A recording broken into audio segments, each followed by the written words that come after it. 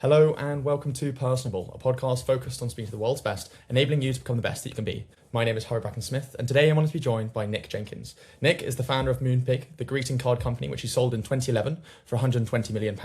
He was also a dragon on Dragon's Den for the 13th and 14th seasons. I remember watching him growing up, and he was actually one of the people that inspired me to want to get into the world of entrepreneurship, creating business, and what it means to create a successful enterprise. We didn't meet in person, but I was actually at one of the talks he delivered at my high school a few years ago, so this is not the first time that I've been able to hear him speak. But Nick, I feel incredibly excited to chat to you today. I want to get started by asking you, why start out in Russia and get into trading? Well, a lot of that was, I think originally I wanted to do law. And I don't know what I was doing in my last year at school, but probably wasn't doing a great deal of studying. And I ended up getting much worse results than I was going to do, couldn't do law. And of the things that were left to do that I could get onto with my A levels, one of them was Russian. And Russian wasn't a very popular language to study at the time. But if you think about it logically, if you study a language where nobody actually speaks English, and the time I was doing it, nobody in Russia spoke English, there was no point in them learning English because they weren't allowed out. And then it doesn't really. It's a more useful language. If you try and learn Dutch and you go to Holland and try and speak Dutch to the Dutch, they just speak back to you in English. Whereas the fact that when I learnt Russian, it turned out to be a really useful language because when I went to Siberia, that was the only language that we could communicate in. So it was a bit accidental, but it worked out quite well. Was there not any part of you with the idea that, in your own words, the Russians couldn't leave Russia, that there was a bit of fear inside your head and maybe would make you think, actually, this is quite a dangerous place to go? No, not really. I don't think it was. Didn't think it was particularly dangerous. And of course, by the time I went, I started studying Russian, and by the time I went, the Soviet Union had collapsed. It was Russia, and I was lucky enough to witness probably the most democratic and free period of Russia for a very long time, between about 1990 and 95, when there was a free press. You could pretty much say what you want to say. There was a free television. The oppression started again probably from about 1998 onwards. Do you think you would do the same thing going back in time? Oh, definitely. I mean, it was a wonderful experience to see a country change so dramatically from being a communist state to outright capitalism pretty much on a sixpence. It just changed overnight. And that was historically quite a fascinating thing to see. I think there's an interesting thing both in terms of geographically where you were, but also starting out in commodity trading. Do you think something like trading, investment banking, the world of finance is a good platform to get into the world of entrepreneurship? I don't know about that, because the problem with commodity trading is that there's no marketing involved. You have to develop relationships with people that you're dealing with, but essentially the product you've got is literally a commodity. So therefore, there is nothing other than the price that you negotiate. I mean, that changed slightly with the way that we were doing it in Russia, because normally by commodity you mean a standard ton of sugar traded according to the London number 11, I think, standard for white sugar, delivered at a particular port. So whether you buy it from one person or you buy it from another person, you're getting exactly the same product.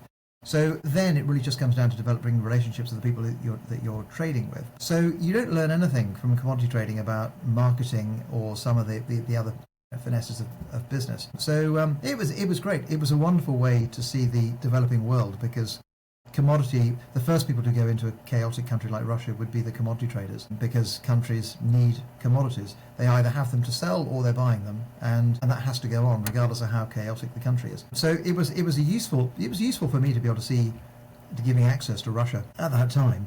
As an entree into entrepreneurship, no, probably wasn't, because I went off and did an MBA for a year while I was thinking about what to do next, and that gave me at least the kind of the basic understanding of the other subjects involved in business, which is the marketing, and understanding a broader range of business skills. But I suppose of the skills in any job that you do, if you're hiring a team to do a job and you're running a team and managing them with a commercial objective in mind, I mean, that in itself is a very useful thing to do. Well, at the time, as you mentioned, Russia, no one could speak English, so you kind of were thrown straight into the fire. But I think as the world has evolved with the likes of Google Translate, AI, understanding other languages, not necessarily face-to-face, but definitely online, has become a much easier thing to do. Despite that, there are still lots of cultural differences that, despite being able to understand what they're saying, you might not be able to understand the meaning or the nuance behind it. Particularly looking at, China and the US, two of the biggest superpowers on the planet.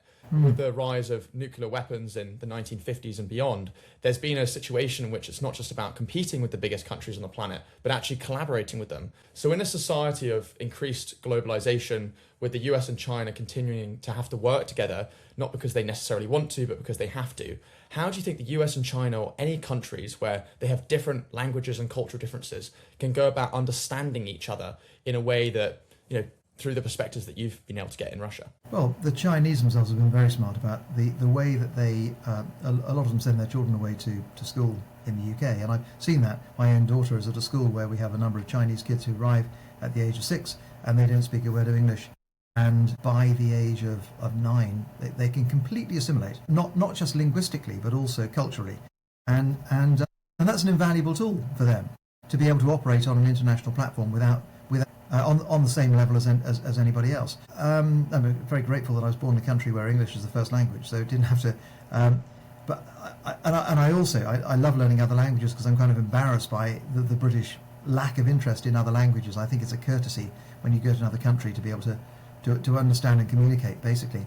But I do think English has become a lingua franca, and as you say, Google Translate and all the other tools that are available have made life much easier. Skiing in Japan last year, and I was in a supermarket asked to go and get some olives. I've got absolutely no idea what I was looking at. But there's an app for that, and you just point the app at the can, and it tells you what the can says, even though it's in pictograms, which is absolutely astounding. So a lot of those problems have gone away.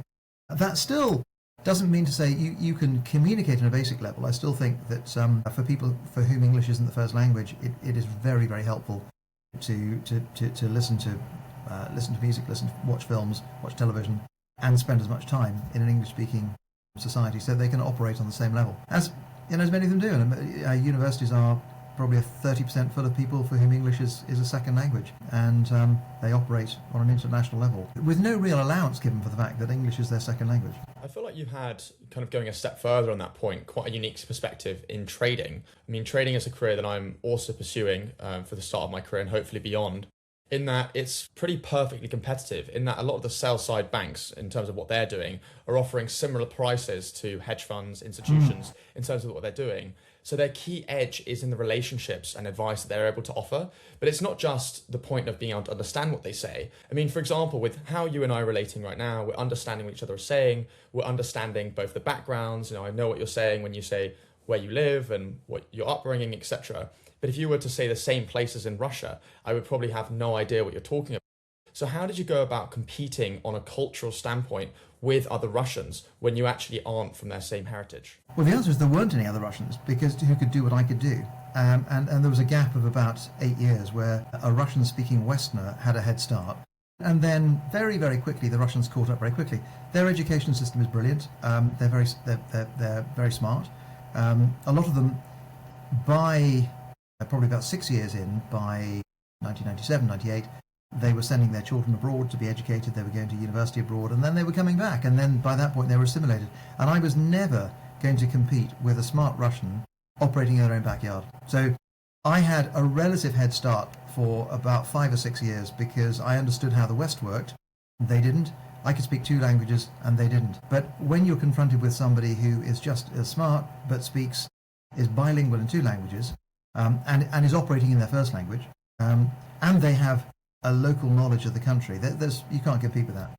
So when you were doing this role, I think for a lot of people, this idea of entrepreneurship, not just in terms of building a successful enterprise, which we'll get into later on, for a lot of people, it's this form of escapism. And I think there's been this rise, particularly on social media, this idea of edutainment, where a lot of the time it is kind of on the front, it makes it seem here's how to invest in or create a successful business. But at the end of the day, a lot of people just want to hear about how to create a successful business and don't want to put the processes in place to actually go about building it. So what do you think differentiated you to go from here was this career, this successful career that you're pursuing, to actually you wanted to go into the world of entrepreneurship compared to a lot of other people that are still in their more traditional industries? I think some of it came down to the fact that I came back from Russia, and I'd had a very well-paid job there. I didn't really want to do that job back in the UK. It would have been a bit dull. All the exciting stuff was all going on in Russia, and that to some extent was closing down. So I had to really pick a new career, and I'd made a bit of money in Russia, and I think I would prefer to be my own boss. And I had the option to do that. I had enough cash to live on for a while. And I think I wanted the unlimited nature of self-employment, which is that if it goes well, sky's the limit. Whereas with a salary, if it goes really well, you might get a bonus, you might get a promotion, but there is a cap. You're ultimately making money for other people. I mean, not strictly speaking, there are plenty of companies where they reward their staff with a share of the proceeds, but not quite like owning your own business. But in terms of starting your own business, I feel like a few years ago, it was more of a rare thing that people did. Whereas nowadays, with the likes of Y Combinator, it's almost, well, it feels like it's become the norm when a lot of smart kids are choosing to go away from universities and drop out of late high school and universities to go and build businesses. But Y Combinator's also offered people a more traditional path to build a company in that they have the signal and the brand and the prestige around it. Do you think it's an intelligent thing to encourage the youth to go about starting a business straight out of high school or university? Or do you think getting a bit of experience, even if it isn't in the industry that you're going to build a company in, is still a necessary thing to do? I think there are two ways of looking at it. You can either go to university, get a degree, learn, and then go and get a job and be paid and learn about a particular industry and gather experience and contacts. And in 10, 15 years' time, you'll be very investable if you want to go and start your own business within that sector. On the other hand, if you leave school, don't bother with the university and set something up on your own, it will be more difficult. You have to pick something that can have, you've got to pick something which has got revenue from very early on. You're not going to be very investable. People don't really like investing in 18, 19-year-olds other than their friends and family.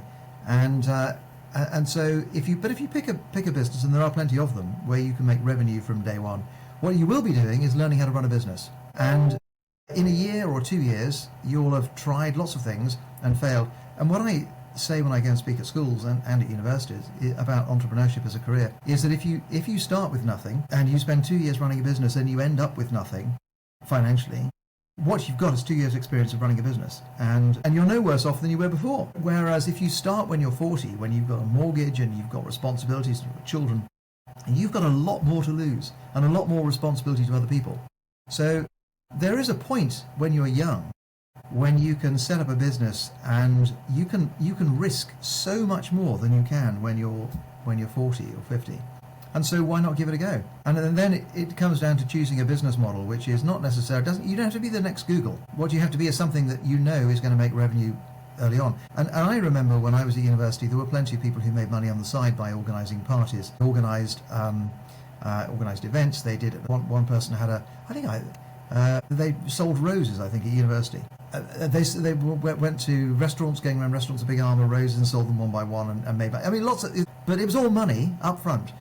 It wasn't this notion that a lot of people have, which is you've got to have an idea and then you raise some seed capital and then you hire some people and then you raise more capital. No, it was what can I do right now to bring some revenue in, and as you get that business up and running, you're then learning about marketing, you're learning about the reality of it, you're learning all sorts of stuff that you learn about, and then at some point you have to get some accounting software, you have to learn how accounting works, you have to try some marketing, you get to learn how that works. But it's a lot like sailing a one-man dinghy. Every single bit you feel on the way, as opposed to being a steward in an ocean-going liner, which is what it's like to be an employee in a large company. So in a large company, you'll be exposed to how big companies do things, but that's not necessarily going to help you when it comes to starting a business. So I think there's a lot to be said for start small, learn how to run a business, learn that one-man dinghy, and as you learn those skills, eventually there comes a point where you can say, well, look, I've been doing businesses it's my third business, been doing it for 10 years now, it's making money. I now think I have enough common sense and practical experience to be investable. And away you go. There's kind of two conflicting ideas. And I want to draw an example from the UK and the US, and then give another one. So, for example, in the US, you have the NBA, obviously that being the top basketball league in the world, where you have many kids who all want to become professional basketball players. But what ends up happening is there's a very, very, very small amount of basketball players that actually go and achieve extraordinary levels of success, earning millions, if not tens of millions of dollars. But what happens in the process is that you get a lot of kids who are being encouraged not to focus on their education, getting a high school diploma or even a university degree, because they're being told by their friends and family at 12, 13 years old to go all in on this dream for the hope that they can then bring up their whole family in the process. But on the other side is entrepreneurship. Google, even though Google's a bad example for most people wanting to start a business. Companies like that change the fabric of a society and of an economy, which fundamentally lifts up the GDP and overall growth of that economy. So you've kind of got these two conflicting ideas that on the one hand, you need people to build businesses to go and grow the economy. But on the other hand, you don't want to give people a false pretense that they're going to be successful and give up everything in the process. So as someone that's been on Dragon's Den as a role model for a lot of up and coming entrepreneurs, how do you balance being both inspirational but also grounded in the advice you give to young people? A real believer in not leading people to certain failure. And when people come up with an idea with no experience, if I came across someone who was 18, 19, who wanted to create a new social media platform, I'd probably tell them to think again, because their chance of succeeding is incredibly slim. But if on the other hand they said, look, take an example of a business that I set up recently, the South Wiltshire Ski Club. I created an indoor ski club. There's nothing original about that. This is a concept that's very popular in Holland. There's one in Chiswick, there's one in Brighton, but there is not one in Wiltshire. And the only thing that I did that was novel is I put it in Wiltshire. But so I know how much people are prepared to pay. I know that it's reasonably popular. There's a lot about it that I knew already. All I needed was a building, and I bought the equipment and I set it up, and lo and behold, it works, and it made money from day one. So a lot of it is not about overthinking it and trying to create something that's incredibly original and is going to be the next Google, the next this and the other. Is just be practical and think of something that is just marginally better than what's on offer. And marginally better might simply mean marginally more convenient. And so, if in the case of the ski club, if you've got kids and you want them to learn to ski before they go on an expensive family holiday, well, there's only one place to go in Wiltshire. So that's the advantage. So what I would encourage people to do is be realistic about the kind of business that they want to set up first, because it is incredibly hard to raise money. And a lot of people are led into this belief, it's fine, because you can raise money from other people and you can keep on going, and then when you run out of money, you raise more money, and then you raise more money. But it's actually quite difficult to do that. And then when you do run out of the last lot of money, you're just gasping for air. So if you can create a business from day one that generates revenue, it's just practical and sensible, then it probably won't be the next Google, but what it will do is it will cut your teeth in business, and you'll learn a whole load of skills, and that makes you a lot more credible for the next business that you set up on the back of that. I think growing up, there was the film The Social Network that many of my friends have gone on to actually go about and drop out and are now building successful businesses, which are currently valued in the tens of millions, but we'll see how successful they are over the long term. That has gone about inspiring a lot of people to go and build this mega vehicle. But I think both my parents were entrepreneurs. My mum founded her own accountancy company. My dad has headhunting business, but my dad's also building a tech startup on the side. But I think when I was younger, this idea of building a business, I had to do it straight away after leaving school, take this huge amount of risk, go and raise loads of money, and it be this massive thing. We're actually seeing my dad, he's been building this company for 5-6 years, had different teams, things have gone well, things haven't gone well, and he's actually launching it in the spring. But it's been a very interesting journey because it's taken me from the perspective of you don't actually have to go all in straight away. You can get an income, build up, and so that when you make mistakes, you're not against this clock of how long until you run out of money, how all these investors knocking on your door constantly saying, where's my money, is it growing? So you take the edge off a little bit, but you create a sustainable enterprise over time, and in the free time that you have, you can build something on the side. I would agree with that. You think there are so many businesses that started up from scratch. Two of the businesses that I admire the most, the White Company and Charles Tyrwhitt Shirts, husband and wife, they actually separately both created incredibly successful businesses. And they didn't raise any money from anybody. They just grew both of those businesses organically from the beginning. And it probably took slightly longer at the beginning. But what they've ended up with is owning 100% of those businesses. And what a lot of people also forget is that when you raise money externally, it can propel you forward very quickly. But at the same time, it also puts you on a trajectory to an exit. Because you have to. If you've taken money from somebody on the promise that you're going to sell the company and give them a massive return at some point, you've got to sell. And then you've got to start another one, which is what some people like doing. But it does remove the opportunity to say, actually, I love this business, I'm going to keep it going forever. Unless you can make enough money to be able to buy out your investors from profits, which can happen, but it's harder. Nick Wheeler was actually the 12th episode that I had on this podcast a few years ago. So I've met both him and Chrissy. And for a long time, when people would ask me what's the biggest piece of advice that I learned from someone on this podcast, I would go back to the podcast with him for the reason that you exactly just mentioned.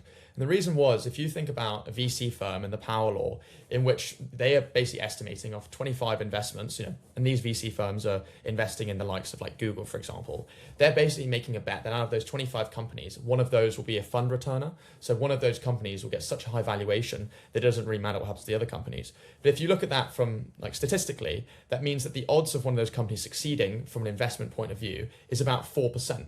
And so it's to say that if these companies, these investing firms are saying that all of these companies are geniuses, Stanford dropouts, etc., but only 4% of them are going to exceed extraordinarily, and then maybe like 5 or 6 of them will do decently well, another 10 will do like meh, and then 5 or 6 will go bankrupt, is that actually a thing worth pursuing? And on top of that, you have the extra pressures of what people are doing.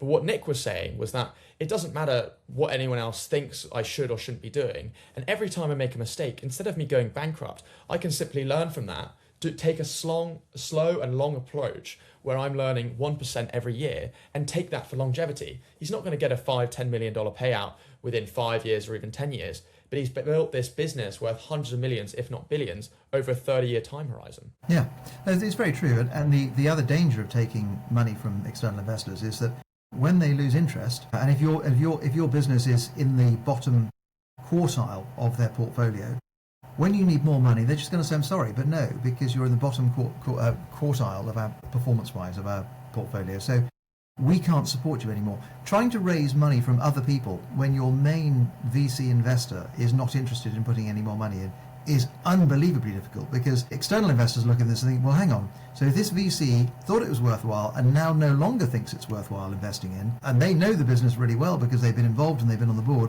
we're certainly not going to put any money in. So to some extent, taking investment from a large investor can kill you, because if they lose interest, even though you might be a perfectly viable business, if they lose interest and aren't prepared to invest in the next stage, then they make it much more difficult to raise money from elsewhere. I think people generally understand that if you raise money from friends and family early on, and then you want to do the next round, that the VC isn't looking to every single friend and family to follow on in the next round. They understand that they probably put it in as their first go to support the entrepreneur. But when it comes to looking at the performance of other institutional investors within a company, they really do look for a key to what's going to happen.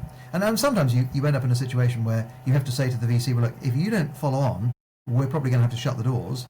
So you've got to show some willing, and so sometimes they might put some money in, feign some interest in it. But there's a real problem that if you're, and as you point out, within a portfolio, there will be, half of them will probably be pretty lackluster. And there'll be one absolute flyer, there'll be some that do well, and half of them will be pretty lackluster. Maybe they return the money, maybe they don't return anything at all. So it's risky. So there's a lot to be said, and there's not a lot is said about the idea of growing a business organically, because this is all I've heard for the last 20 years from young potential entrepreneurs is, I'm going to raise money, then I'm going to do a Series A, then a Series B, and then an IPO, and you think, but you haven't even got a website yet. Just it could be realistic. And I think the other thing is, if you can set up a business that makes money, that pays for itself as you go along, you have that absolute luxury of being able to run it how you want to run it. I mean, going back to the White Company and Charles Stewart, both Nick and Chrissy can choose to manage those companies however they choose. Sometimes they bring in a CEO, sometimes they do that role themselves, but it's their company, they can do what they like. And they've managed that very, very well. It's an example of, there are quite a few other examples of companies that are still 100% owned by the founders. And of course, over time, as you take the profits out, you can diversify simply by taking money out of the company, taking dividends out and investing those elsewhere. So in the end, you end up with half of you don't want to have all of your assets in one company, because I think what I was worried about with Moonpig was that I had, at the time, probably 90% of what I owned was in the company. And I've seen plenty of companies rise up and everybody wants to buy you until nobody wants to buy you. And you see the rise, and then the shutters come down and it goes the other way, and it's all over. So, you got to be a little bit wary of having all of your eggs in one basket. I want to go into Moonpig in a second, but I had one last question while we're on the topic of investing from an investor's point of view rather than from a founder's point of view. I really liked at the start of the podcast when you said that even if a business doesn't become anything, if you build a business at 18 years old, and that doesn't necessarily mean you have to drop out to do it, you still get 2 years of experience of what it takes to actually run a business, whether or not it becomes successful. I have found that by doing this podcast, it's become an exercise in which, going from building a project or idea, it's very like, it's just me, one unit of learning in terms of I have to physically make the mistakes to go and learn and improve for the future. But by speaking to, this is probably my 120th podcast, I've been able to kind of learn the best from all of these different people and take learnings from that. You would have had similar exposure having been on Dragon's Den, doing angel investing as well. What are some of the biggest learnings that you've taken away from founders that have built successful businesses by having such broad exposure to so many different businesses? Well, one of the lessons I learned from Deborah Meaden on Dragon's Den was that I'd never invested in food businesses before. And we were looking at a food business that had come on the show. And at some point during her questioning, she said, well, of course, as you get bigger, your margins are going to go down. And I didn't quite understand that. And I asked her what she meant by that afterwards. And she said, oh, well, the reality is, she explained how there's a pyramid of products in a shop, in a supermarket. They want to have some nice independent brands on the shelf that they circulate from time to time, and they want to have some interest in there. They want the shelves to look more interesting, but the bulk of what they sell is going to be their own brand stuff and the big brands. And if you want to be in the brands, then you have to pay for that. You have to pay for marketing, you have to pay for shelf space, and your margins are going to go down. Supermarkets understand better than you do how much it's going to cost you to make a carton of soup. They know that probably better than you do. So they know exactly how far to push you. They know how much money they can allow you to make at the beginning. And what they've recognised over time is that it's useful for them to allow independent people to create little brands with a story, and they'll put them on the shelves, and if one of them flies, they'll take it and run with it. But they're not terribly good. They know how to do it, but they're not very good at doing it themselves. So it's understanding that when you want volume from a supermarket, that you have to sacrifice margin. And that was something I didn't know. That was fascinating. It's quite a brutal business selling into supermarkets, because they own the customer and they know your business better than you do. So it's really just a question of what they're going to allow you to make as a margin. I think your point on owning the customer is really interesting. And I think it's something that, if you look at where the eyeballs are and the distribution is, traditional media has often owned the eyeballs. So if you think about the Super Bowl, for example, which might get 120 million to 180 million live viewers across the world, it's the biggest viewing experience, or one of the biggest viewing experiences on the planet. Advertisers will pay millions of dollars because it's their chance to get their business out to 100 million or so people. But what's happening with social media, what happened with then Dragon's Den is you could build a TV show in which you're kind of both investing in the businesses, which are going to get a huge influx of orders because they're being shown to hundreds of thousands of people across the UK and beyond. But now in social media, people can build their own distribution platforms for people to go about investing in.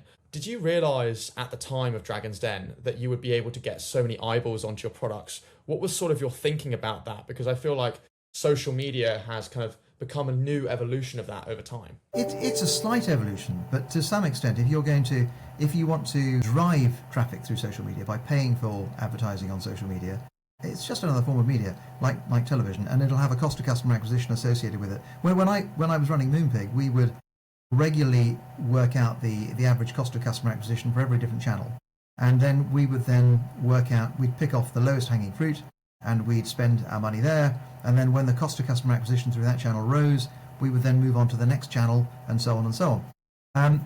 And as it happened, television was the most scalable form of customer acquisition that we had, and then social media started to kick in as well. But the difference is that when you're advertising on television isn't owned by one company. It's just a network. It's just a channel. Whereas Facebook is owned by one company. They change the algorithm. And if your business is based entirely around advertising on social, be it on Facebook, TikTok, whatever, a particular channel, you can build a business around that. But if they change the algorithm, you can be absolutely screwed. And I'm very, very wary of investing in businesses now which are so dependent on one particular channel, because something can change in that algorithm which is unintentional. And your cost of customer acquisition might go from £5 a customer to £9 a customer, and suddenly you don't have a business model anymore. And that's happened in a couple of things I've invested in, where we had a model where we could acquire a customer for £5 and we were making £7 gross margin. That's great. You can carry on doing it in, day out, throwing money at that. But then one day something changed and it became £9 a customer and we were making £7 a customer. Well, that doesn't work anymore. That's the end of it. So the same rules apply to the social media platforms. But you have to have a balance. You have to be spread out across them. And you're constantly measuring what works, what doesn't work. And you've got to have more than one leg to stand on. So although you can make it work on one platform, you've got to be trying all the others just in case that one platform suddenly changes its rules and the whole model changes. I think I was thinking about it more from the perspective of people like Stephen Bartlett or the Sidemen or Chris Williamson who have built up audiences already and then are building products on the side. So Well, they yeah, actually yeah. already have the audiences. So if you look at the non-paid for model of advertising on social media, that's great. But I think what you need to understand is quite how many people there are who would like to be like Sidemen, but are not doing it. And the answer is, why isn't everybody like Robbie Williams? Robbie Williams was not a particularly great singer, but he had something. Well, you think, why is it that a particular singer gets to the top, and there are hundreds of thousands of other people who would like to be doing the same thing, but they're not. And the same goes for creating a platform on social media. So I'd be very wary of somebody who said, oh well, I'm going to build a following on social media, and then from that I'm going to attract customers, and then we're going to get rich. Because it's a bit arbitrary. You don't quite know what the magic is that makes one person completely fly and another person not. What you do know is that for every single person, for every one that you know about, there'll be 1,000 that you don't know about, with hardly any traffic. And for the same reason that for every Google, there would be 1,000 companies that tried to do what Google did and just didn't make it and collapsed along the way. And some of that is luck, and you can't buy that or write the rules for that. That's just somebody's got to get to the top. And the same in social media, that somebody will rise to the top, and it could be some quirky little some quirky thing that they say that just goes viral, and then they will be flavour of the month for 3 months or 4 months. But then everybody moves on. Yeah, I think it's a really interesting point with regard to both the life cycle that people on social media last for, but also the amount of people that don't last versus last. Because with regard to the CAC in terms of dollar in, dollar out, you can actually think of that on both social media and more traditional media, because it is very binary in terms of how much you put in and how much you get out. But in terms of organic growth on social media, that is not necessarily as linear. I think I'm really interested on the building own audience out, because particularly in the US, there have been a lot of startups that have raised a lot of money, which have basically focused on getting distribution. On top of that, looking at the investor model, and please disagree with me or call me out if you think I'm wrong, but I kind of think there's been 3 big waves of venture capital, in which kind of wave 1, you have kind of experts. So you have the likes of Sequoia, Andreessen Horowitz, in which you have really intelligent people who are, when you need to raise money for your startup, venture capital at the time it was a bit of a wild west. So there's only so many names and people that have done it successfully. So you want them on your cap table. So that was kind of wave 1. Wave 2, you have people like the Sidemen, people like Jake Paul, who've already built up media models, but on the side, they've started to invest and use their name and distribution to build up a brand. And now I think there's been this third cycle, in which, so cycle 1 was lots of investing capabilities, but not as much media. Phase 2 was sort of like media, but not as smart investing. But phase 3 is the sort of crossing over of the two, where you see the likes of Sequoia and Andreessen Horowitz and Y Combinator, which I spoke about at the start of the podcast, when they're building out both models, in which they understand if you can get more eyeballs, more customers, more investors, and actually build up those channels. Have you sort of seen a similar evolution, and where do you think this will go in the future? Well, I think I think if I can put the Kardashians and Sequoia in the same sentence, what the Kardashians have been very, very good at is creating an audience, which essentially started from a mother peddling a sex video of her daughter. I mean, that's how it started. And on the back of that, they've created a machine that has meant that not one but 2 of them have created billion-pound retail businesses selling cosmetics, or the cosmetics and skims in the case of the one Kardashian, and cosmetics in the case of the other. And that's based entirely on having built an audience. So if you want to look at the absolute giants of that, it's the Kardashians. Neither of them. I think the mother must be an absolute business genius. That's got nothing to do with venture capital or anything. But once you've got that audience, you've got that audience. And you don't need venture capital to be able to build a business around that. You can imagine that they brought partners in and said, look, I've got an audience of 1 billion people, however many they've got. And I will allow you to sell, I create a range of cosmetics in my name. I will give lots of publicity to it. Oh, by the way, I'll also take almost all of the profits, because they control the audience. And the same with creating an online retail business. If you own the customer, so it doesn't really matter where the customers have come from. So I might have advertised in the Super Bowl. You say you were referring to the Super Bowl owning the eyeballs. No, not really, because once I've paid Super Bowl to advertise my product, and they've come to my website and they've bought from me once or twice, they're coming back to me. They're my customers. I own them. If, on the other hand, I sell a product in a shop, then the shop largely controls those customers. And so, but it also depends on the strength of the brand. If you think about Marmite as a product, as a brand, if you go into a supermarket and they don't have Marmite on the shelf, which happened when Marmite said they were going to raise their prices and the supermarket said, no, you can't. And they said, well, don't stock us then.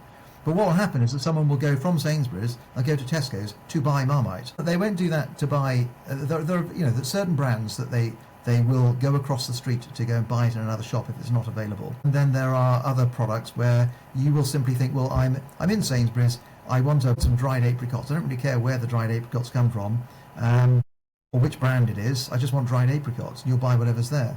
And then there are other brands that have developed it. And that's what brand means. Brand, really powerful brands mean you will go to another shop because they're stocking your brand. So although Marmite doesn't have a direct relationship with the customer, it kind of does in a way, because through brand loyalty, it's very, very hard to build that up, and it takes a very long time. But that's yet another way in which you can own the customer. How did you think about the owning the customers and offering the platform of Dragon's Den, both in terms of who came to you saying that we'd love you to be a dragon on the show? What was your mindset in terms of going on the show? Was it just a bit of fun? Was it about the investments on the show, the opportunities off the show? Could you talk a bit about the mindset that you had and the journey from inception of the idea of going on it to what your actual use case for the show was for your own personal brand and image? Well, I think I didn't think about it too deeply, to be perfectly honest. I'd sold Moonpig, I had time on my hands. I was approached because I do a lot of speaking about entrepreneurship at universities, and I think someone from the BBC saw a talk I gave at the British Library, and at any given time they're always looking to replace a couple of dragons, and they need somebody who is available, willing to go on television, with a brand, hopefully having set up a brand that people might recognise, so people understand why they've got credibility, and you've got to be willing and able to invest probably £500,000 per series in investment. So that does narrow it down to a few dozen people at any given time, and not all of those people want to appear on television. And I was asked, and I thought, if I say no, I won't be asked again. And I thought it might be fun, and it was actually really, really good fun. I thoroughly enjoyed the whole process, and I enjoyed spending time with the other dragons. We all had an absolute hoot. We'd film from 8 o'clock in the morning till 7 o'clock at night, then all go out for dinner, have a laugh, and then do the same for we did 21 days in a season, and I enjoyed every single day. It was really good fun, and I learned a lot from the other dragons. I didn't really see it as a fantastic way of investing. I mean, the ideal way of investing is that somebody sends me a business plan, I read the business plan, have a quick look at it. If it's interesting, I'll read it in more detail, then I'll do some digging, and then I'll have a chat with them. So my chat will be much, much more informed. We don't have that option on Dragon's Den. You basically have to, pick it up as you're going along, which puts us in the same boat as the audience on television, but it's a really bad way to invest. What actually happens in reality is that you make an offer based on what you heard, and then you carry on chatting after the show, and sometimes that leads to an investment and sometimes it doesn't. But by and large, I think my approach to it was that if I hadn't asked the right questions, then I would still carry on with my offer. But if I'd asked the right question and they give me the wrong answer, then that was for me a reason why I would feel justified in not going ahead with it. What do you think is something that people don't often ask you enough about going on the show that you'd like to talk more about? Like, what do you think is like an insider scoop or piece of knowledge that people wouldn't even think to ask about? Well, what I'm always flabbergasted by is how often we get people coming on the show who get flummoxed when we ask them questions about gross margin. What you've got to do is watch several episodes first and understand that we always ask that question at some point. Now, it might not be aired on television, but I can guarantee you every single pitch will be asked the same questions again and again. They don't repeat them in every. By the time they've cut it down, they don't, because it'd be really dull. But to go on the show, watch a few episodes beforehand. I mean, it would be less entertaining if everybody knew exactly what to do, because part of the entertainment is watching people fail badly. I mean, I guess it's part of the entertainment as you'd find on Britain's Got Talent or anything like that. But and you look at them flailing around and thinking, what were you thinking when you volunteered to do this? What made you decide that you wanted to move past the show and go on to other things? Well, I think it was partly because the BBC like to have a bit of change anyway, and I didn't want a career in TV. You can be on Dragon's Den for a couple of series, and that doesn't make you a TV person. It's just a brief interlude. I mean, compared with spending 11 years building a business, spending 11 weeks filming Dragon's Den is a very, very brief interlude. I generally don't even really put it on my CV, to be perfectly honest. It's not that I've applied for a job, but I mean, I don't. it wasn't sort of, it certainly wasn't what I wanted to be remembered for. I'm much prouder of what I did with Moonpig, but it was fun. And then I wanted to do other things, and I went off and I spent some time in the charity sector, and that's been fascinating. And I've done a lot of other angel investing and investing, getting involved with startup businesses. In the interest of time, I want to go into Moonpig, but kind of take you to a very specific point. And I have a quote from you that I found in an article online where you said, "There was one point where my investors warned me not to put more of my own money into it, as I'd need it when the business failed." Could you talk to me a little bit about how the idea of Moonpig came about and how you went from that conception of the idea to this dark moment where your own investors are telling you not to put any more money in the business? Yeah, so the idea came about because I was doing an MBA. I'd left Russia. I kind of had to leave Russia and came back to England to decide I wanted to do something back at home. And I was just bouncing. I used the time doing the MBA to bounce around a number of ideas of things to do. And I realised that it was the era of the internet was starting. I didn't know much about the internet, but no one knew much about the internet, which was probably an ideal time to start an internet business, because in the land of the blind, the one-eyed man is king. So I thought I'll do something on the internet, and then I worked through a number of ideas of things I could do on the internet. But what I had figured out was that if I was selling a physical product, I was going to say digital camera, but I don't think they even existed in those days, really. So this is going back to 1991. So if I'd wanted to sell computers, someone would have compared the price of my Fujimi Satsumi 3D with someone else's and stripped out all the margin. And ultimately, the internet was a great way of getting to the bottom, price-wise and margin-wise. So I didn't want to be simply competing with a product that anyone else could be shipping at the same time. I didn't want to compete on price. So then I had to come up with, how do I differentiate that product in a way that you can't in a shop? And personalization was one of those ways. So it's quite hard to do personalization well in a shop environment. And then I thought, how do you add value with personalization? And simply sticking someone's initials on a shirt, for example, no big deal. We know how that happens. But with greeting cards, I'd recognized, I always quite liked sending greeting cards and putting a lot of time and effort into it, that if you were able to send something which was really personal and really relevant, it works really well. And what I had often done in the past is Tippexed out the caption on a cartoon and just rewritten the caption to suit the person. And they loved it. So if I could find a way of making that look like the actual shop product, but with someone's name woven into the joke, that would be a winner. And that's really how Moonpig started. The digital photo upload started later because digital photography just wasn't a big thing in 1990, believe it or not. It was, what's that, 25 years ago, but it just wasn't a big thing. They couldn't take photos with their phones that were usable. They were appalling quality. So it was all about using personalization to enable people to be much wittier, to be more relevant, and so on. And if you arrived at a party with a really well personalized Moonpig card that was funny, you'd score far more brownie points with that than the bottle of champagne you're holding in the other hand. And that was the basic premise of Moonpig. Pick something where a bit of personalization really, really makes a difference to the product. Find a way of doing it that doesn't cost that much.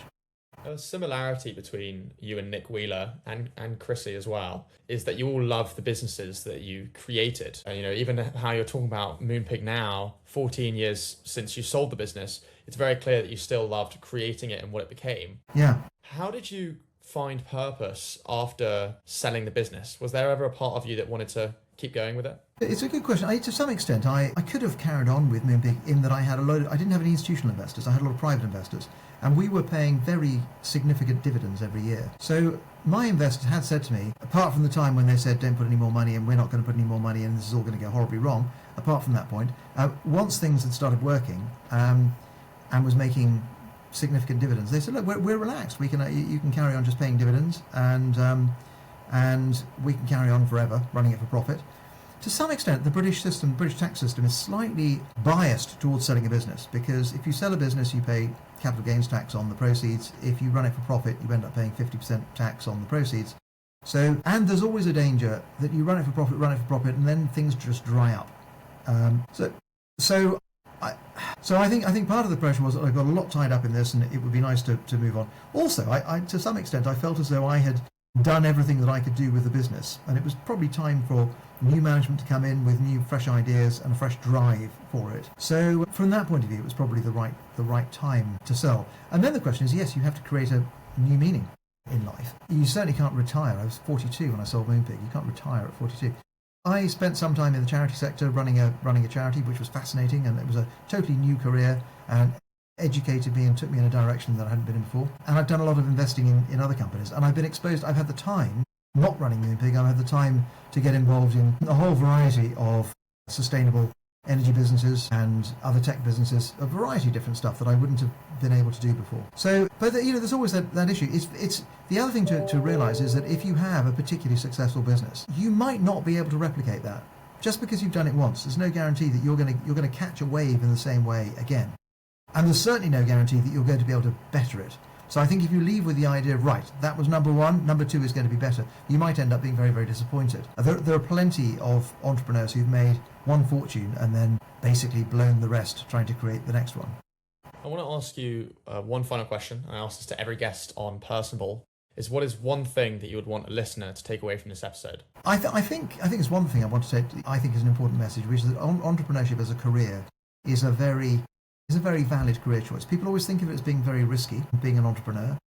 It can be, but at the same time, being an unemployed banker at the age of 50 is probably the most risky thing you can have, because you've got overheads, you've got school fees, you've got this big overhead that you build up and a mortgage and cost, and suddenly nobody wants you in banking anymore because you're 50, and yet you've still got 15, 20 years of working life left. So to some extent, learning all the skills of being an entrepreneur in your early years, in your 20s, sets you up to be able to employ yourself forever. And there's a lot less risk in that than being an employee. Thank you very much for coming on today, Nick. I feel like I learned a tremendous amount to what it's like to work and live inside Russia, to building Moonpig, to also being on Dragon's Den, and the different types of investments, both being from an investor point of view, but also the new wave of media. I think it was fascinating. I learned a lot from you today. I tried to focus less on Moonpig because I feel like that's the story you've told many times before, but I can tell that it's still the thing that you love. So I really appreciate having you on today. I've learned a lot. I'm sure my listeners have too, and I'd love to stay in contact moving forward. It's great. Thanks very much. It's great speaking to you.